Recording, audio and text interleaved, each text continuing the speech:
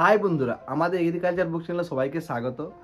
আজকের ভিডিওতে আমি আলোচনা করব যে বর্ষাকালীন যে আমরা আমন ধান চাষ করব, এই আমন ধান চাষে সবথেকে যেটা গুরুত্বপূর্ণ বিষয় হলো সেটা হচ্ছে বীজ। বা আমন ধান বলুন বা বোরো ধান বলুন বা সবজি চাষ, আলু চাষ, ধান চাষ, সব রকম ফসলের ক্ষেত্রে প্রথমত মূল্যবান বিষয় হলো কি বলুন তো, বীজ। যদি সঠিকভাবে বীজ নির্বাচন না করতে পারেন, আপনি প্রত্যেকটা স্টেপ যতটাই পরিশ্রম করুন, আপনি কিন্তু মন মতো রেজাল্ট পাবেন না। যতই খরচ করুন, আপনার ফলন কমতে বাধ্য। তাই সঠিক বীজ নির্বাচন করা। এরপরে অনেকেই বুঝতে পারেন না যে দাদা সঠিক বীজ নির্বাচন কি করে করব। সঠিক মানুষের কাছ থেকে যদি সঠিক বীজ কিনেন, অবশ্যই সঠিক বীজ পাবেন। আগে দেখবেন যে বীজটা আপনি যেখান থেকে কিনছেন সেই ব্যক্তিটা কি বিশ্বস্ত। যদি সে বিশ্বস্ত হয়, সেখান থেকে আপনি প্রত্যেকবার বীজ কিনছেন, ভালো রেজাল্ট পাচ্ছেন, সেখান থেকে বীজ কিনুন। হুটহাট করে কোনো জায়গায় কম পেয়ে যায়, কম দামে 2-4 টাকা কমে পেয়ে গেলেন, বা কেউ বললো এটা নিয়ে যাও গ্যারেন্টি দিচ্ছি, এরকম করে হট করে কোনো বীজ কিনবেন না। হুটহাট করে কেনা থেকে বিরত থাকবেন, একটু ভেবে চিনতে বীজ কিনুন। বীজ কেনায় কেউ তাড়াহুড়ো করবেন না, কারণ এখন আমন ধান চারা করার বা ধান লাগানোর হাতে অনেকটাই। জ্যৈষ্ঠ মাসে 2-1 বার বৃষ্টি হয়েছে বলে এই নয় যে বর্ষাকাল চলে এসেছে। আমরা ধান কিন্তু প্রত্যেক বছর এর থেকে আরও 10 দিন লেট করে ধান আমরা চারা ফেলি। আর এবছর কি বলুন তো, 2-4 দিন বৃষ্টি হয়েছে বলে আমরা হয়তো একটু আগের থেকে তাড়াহুড়ো করে ফেলছি। এরপর বলি, অনেকেই আমাকে জিজ্ঞাসা করছে যে দাদা কোন বীজটা লাগাবো। কেউ বলছে পানের এটা ভালো, কেউ বলছে আনমোলের ওটা ভালো, কেউ বলছে নজিবুদুর এটা ভালো, কেউ বলছে কমলা, কেউ ওই অন্নপূর্ণা, কেউ গঙ্গা কাবেরী। দেখুন, কোনো মানুষের ক্ষেত্রেই সব বীজ কোনটা কেমন বলা সম্ভব নয়। আমি বলি বা অন্য কোনো দোকানদার বা আপনার কোনো ইউটিউব চ্যানেলেই সব বীজ নিয়ে কোনো মানুষেরই কিন্তু আইডিয়া নেই। একমাত্র আপনাকে সঠিক তথ্য দিতে পারবে কি আপনার লোকাল বা আপনার এলাকার যে দোকানদার। আপনার মাটিতে কোন বীজটা ভালো ফলন হয়। এরপরে দেখুন, একই ভ্যারাইটির বীজ কোনো বীজ আছে দেখবেন যে বীজটা হয়তো আমার এলাকায় অতিরিক্ত ফলন হচ্ছে, কিন্তু আপনার এলাকায় দেখা গেল ফলন হচ্ছে না। মাটি বিশেষে ধানের কিন্তু অনেক সময় হাইট বড় হয়ে যায়। দেখবেন যে ধান বীজ আমার এরিয়ায় যতটা হাইট হচ্ছে, আপনার এরিয়ায় হয়তো হাইট বেশি হচ্ছে, কারণ বালি মাটি, এঁটেল মাটি, দোআঁশ মাটি, 3 রকমের মাটি হয়। যদি অতিরিক্ত বালি মাটি হয় না, সেখানে দেখবেন আপনার স্বর্ণ ধান কিন্তু অনেকটা লম্বা হয়ে যায়, ঝাড় কাটে না, মানে পাঁচ কাঠি পারে না।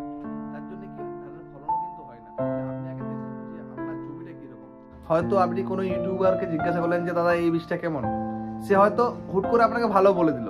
এখন আপনার মন রাখার জন্য সে একজন ইউটিউবার, আমি বলি বা যে কেউ, মানে সে হয়তো কেউ জানে না, হয়তো অনেকেই না জেনেও কিন্তু বলতে পারে। আমি বলছি বলবে তা নয়, কারণ আমি দেখেছি অনেকের কমেন্ট আমি অনেক সময় পড়ে দেখেছি যে সব জিনিসই তারা বলছে ভালো।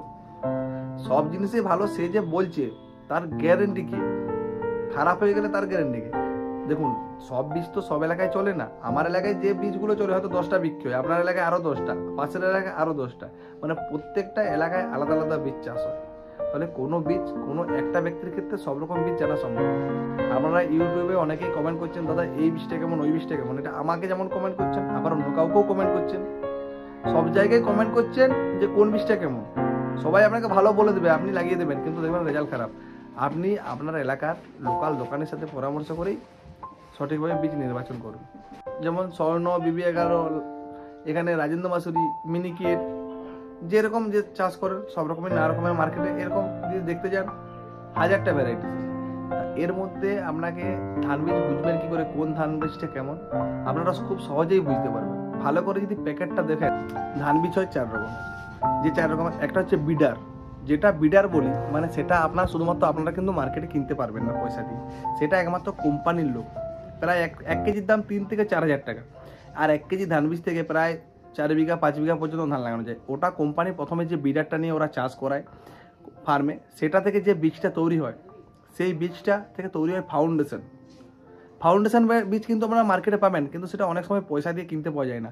মানে বিডারের যে বীজটা হয় সেটা কোম্পানি কিনে এনে নিজেরা কিছু চাষিকে দিয়ে চাষ করায় বা নিজেদের ফিল্ডে চাষ করায়, সেখান থেকে যে বীজটা হয় সেই বীজটা থেকে হয় ফাউন্ডেশনের পেছনে দেখবেন FS লেখা থাকে। FS যে বীজটা সেটা আপনারা পেয়ে যাবেন মার্কেটে, হয়তো একটু দাম বেশি পড়বে। আর ফাউন্ডেশনের বীজে যে ফলন হবে, আপনার কোনো ধানেই কিন্তু সেই ফলন হবে না। একমাত্র ফাউন্ডেশন বীজ ধারে পাওয়া যায়, নগদে কিন্তু খুবই কম পাওয়া যায়, কারণ ওটা কোম্পানি ফাউন্ডেশন বীজটা কিছু দোকানদারকে দেয়।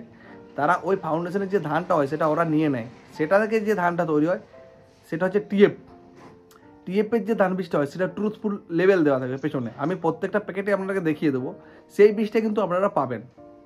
একটা হচ্ছে বিডার, আপনারা পাবেন না। ফাউন্ডেশন পাবেন, দোকানের সাথে কথা বলে আলোচনা করে পেতে পারেন। আর টিএফটা সব জায়গায় অ্যাভেলেবেল, এটা তো ট্রুথফুল, এটা ভরসাযোগ্য যে বীজ, এটা একটা পাবেন।